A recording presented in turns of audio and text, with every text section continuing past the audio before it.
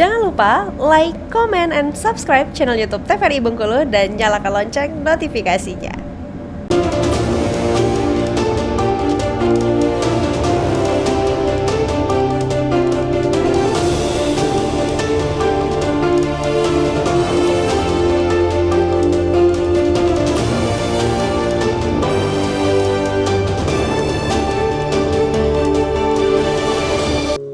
Assalamualaikum warahmatullahi wabarakatuh. Selamat sore pemirsa TVRI Bengkulu dimanapun Anda berada. Nah, di sini saya Aldila Vidya kembali menjumpai Anda dalam Berendo.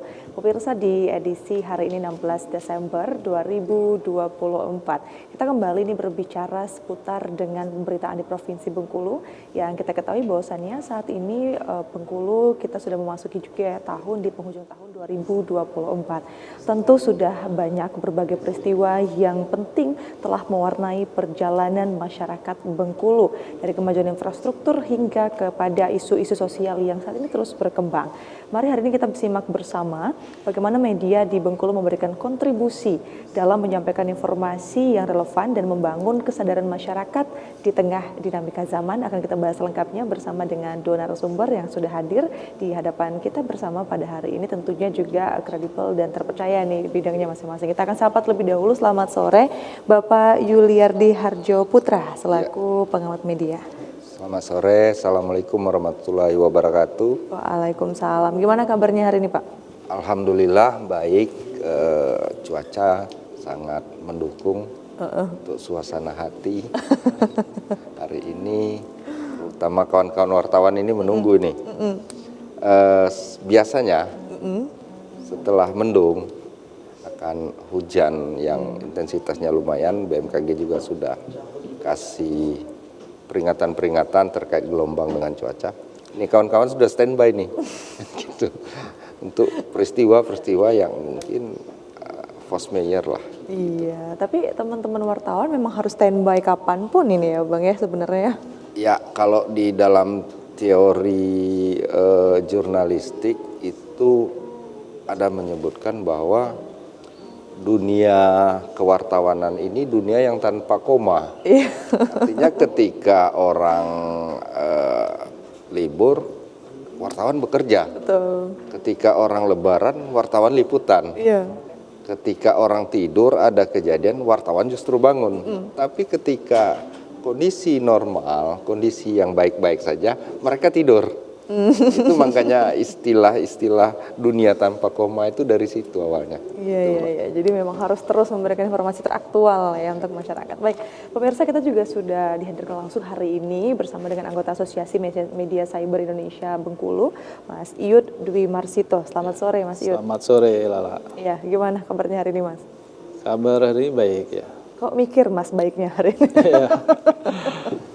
Ya. Karena meski mendung ya tetap kita jalani rutinitas. Gitu. Rutinitas apa Mas di mendung ini?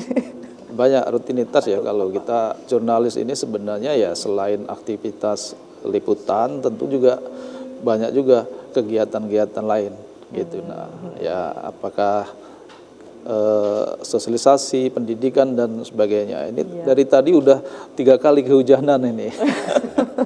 Gitu.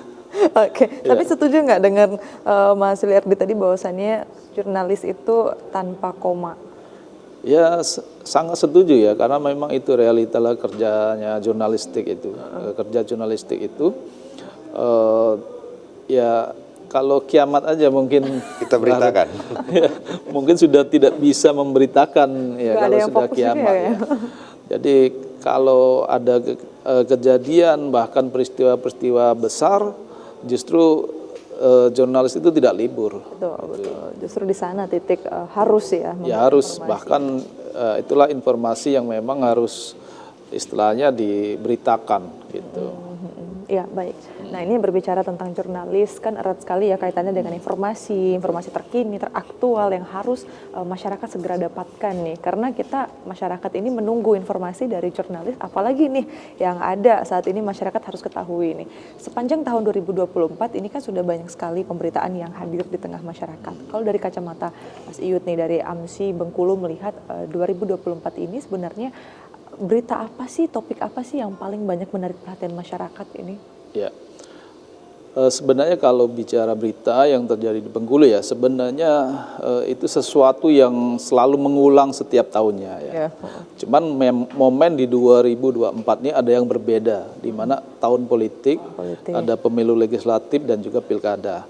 Tetapi selain itu, isu yang selalu terjadi, misalkan di awal-awal tahun, misalkan ada bencana, banjir, longsor ya, seperti di Lebong, dan juga di beberapa daerah lainnya.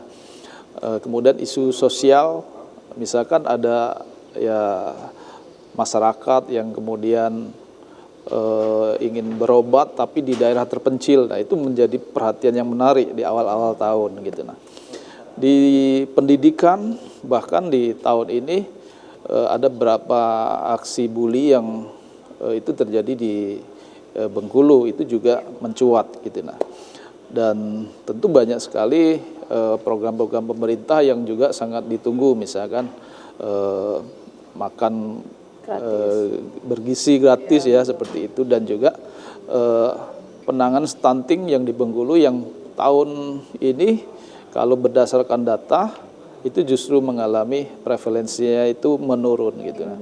Jadi ada penurunan gitu. Nah, itu digenjot. Yang jelas pada 2024 ini kalau informasi yang lebih banyak itu ya tadi tentang politik, karena Februari pemilu legislatif di mana pemberitaannya itu sudah dimulai bahkan sejak 2023 gitu. Kemudian pilkada pada 27 November lalu, nah itu juga kembali meningkat sejak Agustus, sejak pendaftaran. Jadi isunya diborong oleh politik bahkan sampai sekarang ya. Isu-isu ini meskipun sudah mulai tensinya menurun tapi masih sangat ya menarik untuk diberitakan itu. Artinya memang yang mendominasi di 2024 ini adalah politik tadi ya? Betul. Ya, di sana ya karena kontestasi politik ini kan suksesi sebuah kepemimpinan gitu. Nah, jadi masyarakat juga dia berlomba-lomba juga untuk mencari informasi yang sifatnya ingin tahu siapa yang ingin mereka pilih gitu, dan ini menjadi pemberitaan yang sangat menarik untuk kalangan jurnalis. Nah, sehingga ini ya menjadi tren yang yang sangat tinggi lah di 2024 ini. Iya, baik ya. Mungkin kita ingin bertanya nih kepada Pak Yullardi seputar dengan tadi kan melihat Pak Mas Iyut menjawab bahwasannya ada isu politik yang mendominasi gitu ya. Kita ingin melihat pandangan dari pengamat media. Tapi kita tahan dulu ya Pak Yullardi. Kita akan simak setelah periwara berikut pemirsa. Jangan kemana-mana, tetaplah bersama kami tentunya di Perendo.